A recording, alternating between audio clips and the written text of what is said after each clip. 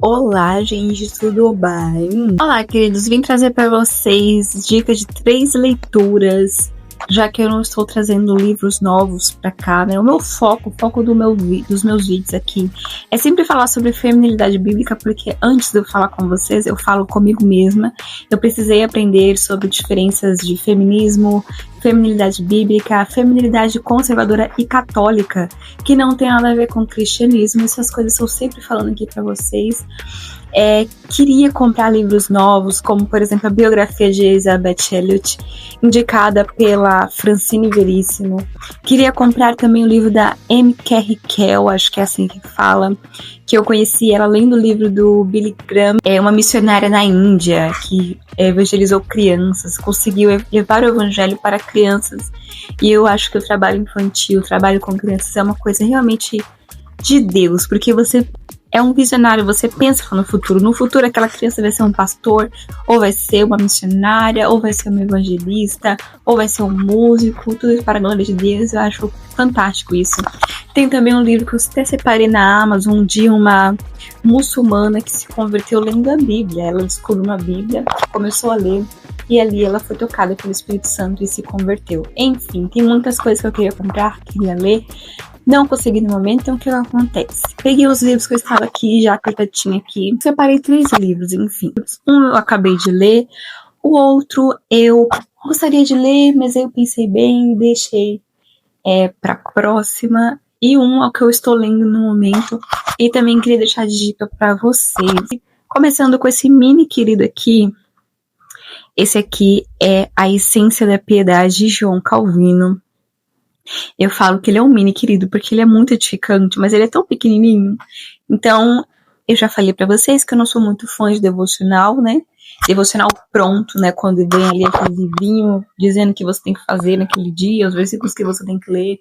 Eu acho que essa é uma obra do Espírito e a gente não tem que se colocar como Espírito Santo na vida de ninguém, né?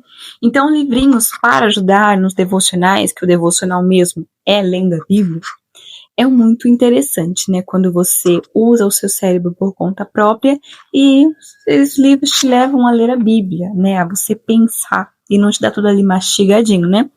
Esse é um excelente livro. De acordo com o que eu li aqui, ele é um trecho das Institutas. Então, se você tem muita preguiça de ler Institutas, livros grandes, inclusive eu acho que eu nunca consegui ler ele inteiro, né? Por uma questão meio óbvia.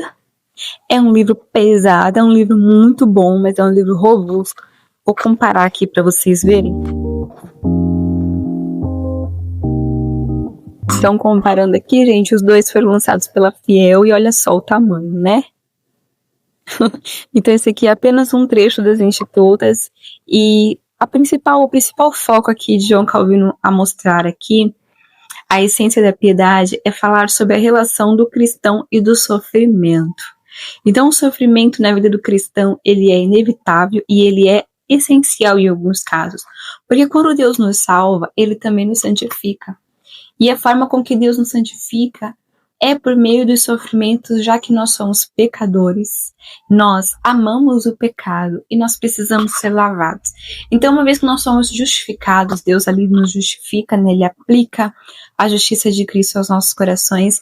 Ainda existe muita coisa em nós que precisa ser quebrada, destruída, morta, mortificada. E isso vai acontecendo com o tempo. Por isso que nós, cristãos, né, principalmente calvinistas, né, porque os wesleyanos, né, ainda existe igreja metodista, né, aqui no Brasil. Os wesleyanos, como alguns assembleanos também, porque a assembleia seria uma vertente dos wesleyanos, eles acreditam numa espécie de perfeição humana. Você vai ali se santificando e à medida que você vai crescendo ali espiritualmente, você vai chegando à perfeição. Nós, calvinistas e muitos cristãos, não acreditamos que isso seja verdade. A palavra de Deus fala que aquele que diz que não tem pecado, esse é mentiroso, né? Então, nós somos justificados em Cristo Jesus, somos salvos, somos santos de acordo com o sentido da palavra, que quer dizer separado. Mas nós nunca iremos chegar à perfeição nessa vida por causa do pecado. Existem 2 naturezas que agem em nosso coração, a nova natureza, que é a nova vida com Cristo, e a antiga natureza, que é a vida de pecado. E essa velha natureza, ela vai ser mortificada mas ela vai continuar atuando nos nossos corações até o dia em que nós sejamos glorificados, né? Quando nós recebemos um novo corpo e estaremos com o Senhor lá no novo céus e na nova terra. Até lá, existem pecados que nós precisamos tratar, existem pecados que nós precisamos confessar, nos arrepender. Talvez nós iremos lidar com alguns pecados do resto da nossa vida, pedindo perdão, pedindo misericórdia. E a forma com que Deus trata isso em nós é por meio dos sofrimentos.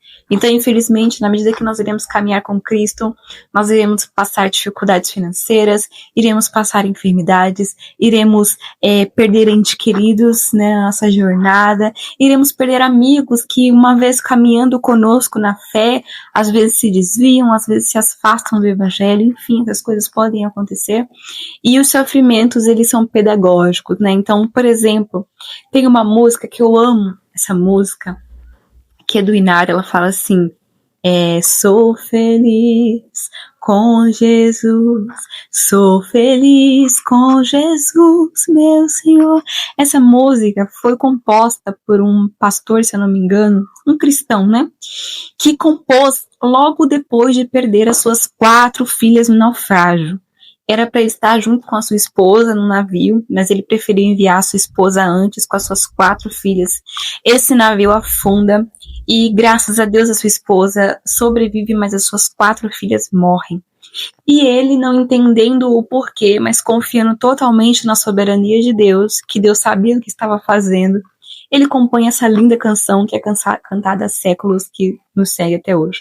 Então, um exemplo prático do que seria o sofrimento na vida do crente. Então, infelizmente, nós passaremos por sofrimentos, e é por isso que a teologia da prosperidade, ela é diabólica. Todo cristão verdadeiro sabe que a teologia da prosperidade é altamente diabólica, porque ela fala completamente o oposto, que você vai ser rico, que você vai ser próspero, que nada de ruim vai acontecer na sua vida. E olha só, quem prometeu bens e riquezas para Jesus foi Satanás. Leia lá Mateus capítulo 5. Isso tudo te darei se prostrado me adorares. Foi Satanás que prometeu uma vida fácil para Jesus, e Jesus disse: retira-te de mim. Então, fica aí para vocês de dica. Esse foi o livro que eu acabei de ler, esse mini querido, muito bom, por sinal. Vou fazer aqui um livro que eu estava querendo ler, mas eu acabei desistindo porque eu tava com uma frase na minha cabeça que tá ali no outro livro, que é o que eu estou lendo agora, né? Mas eu vou deixar pra vocês de dica porque é John Bunyan, gente. John Bunyan, ele é o pastor da minha vida. Eu já falei isso pra vocês, né? Eu já falei pra vocês. Esse aqui é Uma Jornada pro Inferno. Esse livro aqui, ele é uma antítese, o oposto do Peregrino. Ele fez com essa intenção mesmo, de ser um oposto do Peregrino. O Peregrino é o quê? É um livro mais conhecido do John Bunyan, né? Eu já li umas 4 vezes, eu acho. Eu queria ler de novo. Aquele livro me edifica muito, é muito edificante ler. O livro do Peregrino é a jornada de um homem chamado Cristão. Talvez ele pegou esse nome quando ele se converteu. E então o cristão começa sua jornada para o céu. Ali ele enfrenta dificuldades, ali ele se encontra com pessoas, algumas que afastam ele de Deus, outras que aproximam. E aí nos explica um pouco como funciona a jornada de um cristão, de fato. Aquele livro é maravilhoso, porque às vezes a gente está passando por algumas crises e a gente pensa: nossa, eu não sou crente. Porque tá tanta coisa ruim na minha vida acontecendo, tantas pessoas que diziam meus amigos e agora eu vejo que não são, sofrimentos, dores, perdas, dificuldade financeira, enfim. E aí você lê esse livro Peregrino e você descobre que o que acontece contigo acontece com todos os crentes da face da terra. É muito edificante. E aí o livro desse livro aqui, Jornada para o Inferno, ele é o oposto, porque é a história de um rapaz que ele cresce na igreja. Eu sei porque eu li até a metade dele, mas eu não consegui ler esse livro todo. É um livro de ficção, mas se você, assim como eu, tem o QI de uma criança de 5 anos e não consegue ler Tolkien, nem C.S. Lewis, você vai conseguir entender isso aqui, porque John Bunyan é pra gente, é pro povo, entendeu? É pra gente como a gente. Ele vai falando de versículos e versículos e não existe nada fora da Bíblia, né? Nada muito fantástico, assim, né? É um livro de ficção, mas é muito pé no chão, assim. Qualquer leigo entende, sabe? Então, Uma Jornada para o Inferno é a história de um rapaz que ele cresce no meio cristão. A família dele é uma família piedosa. Ele se casa com uma moça da igreja. Mas ele não é convertido. Então, o fato dele crescer na igreja, dele ter uma família cristã, dele se casar com uma mulher da igreja, né? A gente aprende que muitas mulheres são incentivadas a orar por maridos ímpios na tentativa de salvá-los, mas essa não é a nossa função, essa é a função de Deus, do Espírito Santo, enfim. Então ele casa com essa mulher, ele acaba com a vida dessa mulher, ele faz a vida dela um verdadeiro inferno. Ele mata os pais dele de desgosto, porque ele se envolve com bebida alcoólica, com prostituição, com jogatinas, né? Ele era um rapaz corrupto, né? Um pilantra, né? Se a gente pode dizer assim. E aí, aqui conta a jornada dele indo para o inferno. Então, assim como o peregrino, que é uma jornada para o céu, e John Bunyan nos mostra que o céu começa aqui e agora, o inferno é a mesma coisa. John Bunyan nos explica que o inferno começa aqui e agora. Uma coisa muito interessante é que esse livrinho aqui do João Calvino, logo no comecinho dele, João Calvino fala uma coisa muito interessante, que ele fala qual é o propósito do nosso chamado. Para que Jesus nos chama? E o propósito do nosso chamado, né, do chamado de Deus sempre para todos os crentes é o que? A santidade. Jesus Cristo nos salvou para sermos santos e ponto. O que nós seremos a partir disso, se Deus vai nos usar para evangelizar, para ser missionário, para ser pastor, para ser o que for, seriam obras que nós fazemos a partir da nossa salvação. Mas os frutos é algo que todo crente deve produzir, e os frutos é que são o objeto do nosso chamado, que é o que? O amor, a paz, a fé, a longanimidade, a benignidade, a mansidão. Esses são os frutos que todo crente deve produzir. Então, o nosso chamado, Deus nos chama para sermos santos. Então, é muito incoerente, né? Isso serve para calvinistas extremos que eu acho que não entenderam o que Calvino quis dizer nas institutas, por exemplo. Que dizem que Jesus nos salva e a gente vai ver como bem entender. Primeiramente que isso vai contra a palavra de Deus, porque Romanos capítulo 6 fala que nós que fomos libertos do pecado, como nós viveremos ainda em pecado? O Senhor nos salvou, o Senhor nos libertou do pecado, né? Mas aí vem John Bunyan com esse livro maravilhoso e ele fala que o inferno começa aqui agora. Então, alguém que não foi salvo, ele vai evidenciar na sua vida que ele não foi salvo. Então ele não vai produzir frutos dignos de arrependimento, ele não tem amor, ele não tem compaixão, ele não pensa no próximo, ele é egoísta, ele é ingrato porque ele não soube retribuir o carinho, o amor que os pais deu para ele não soube retribuir a esposa que Deus deu a ele, que era uma esposa piedosa. Aqui fala, inclusive, que ela morreu de desgosto, né, de tristeza, porque ele era um homem imoral, um homem corrupto. É um livro bem interessante, ele usa muitos versículos bíblicos aqui. E aí, logo na introdução, fala assim: porque o salário do pecado é a morte, mas o dom gratuito de Deus é a vida eterna em Cristo Jesus, nosso Senhor. Romanos 6, 23, inclusive é o que eu acabei de falar, né? Romanos capítulo 6. Então, aqui atrás tem meio que um resumo do livro, né? E fala assim: as principais coisas que nós aprendemos aqui, né?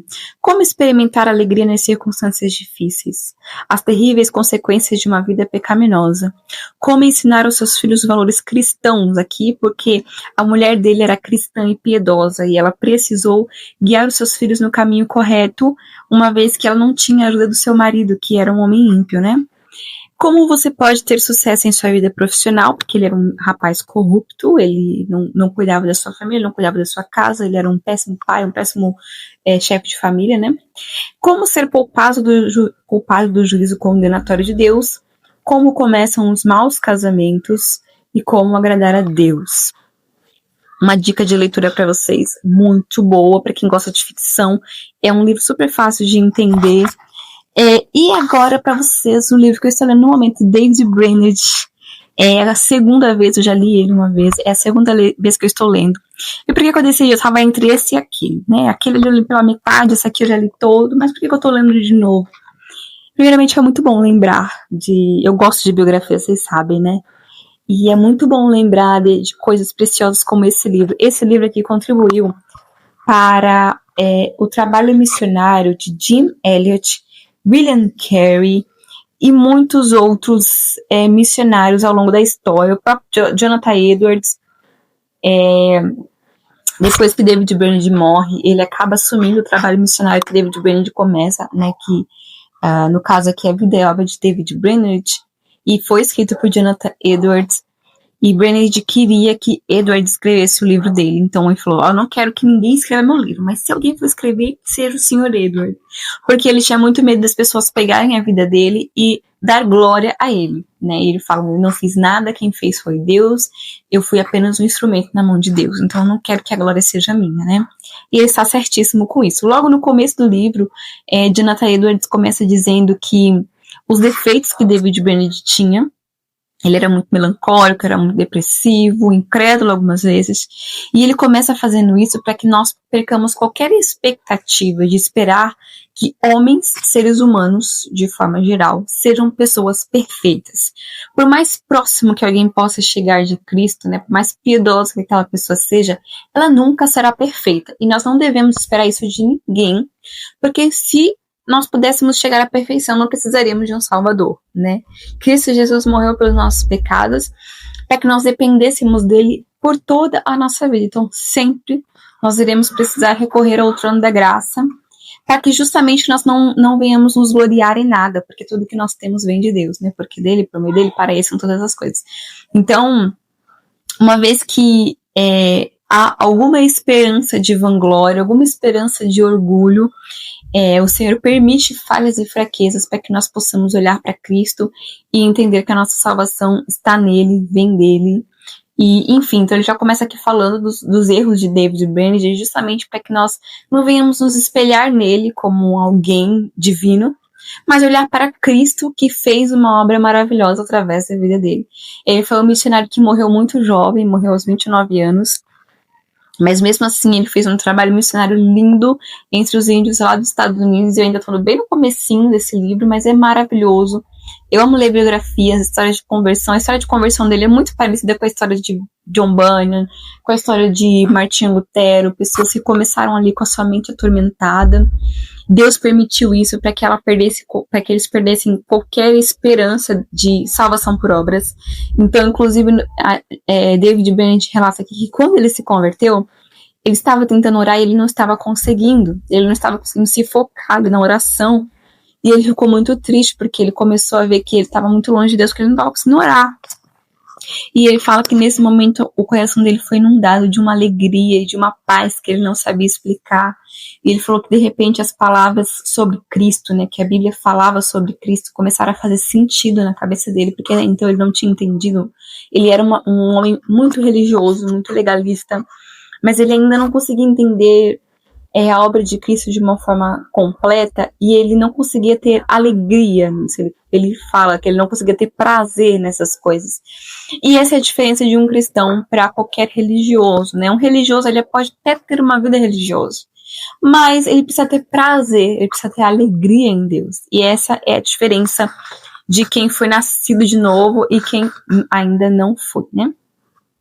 Então essa é a minha dica para vocês. 3 livros maravilhosos. Deixa eu pegar aqui de novo. 3 livros maravilhosos para vocês lerem. Aí vocês podem escolher um desses.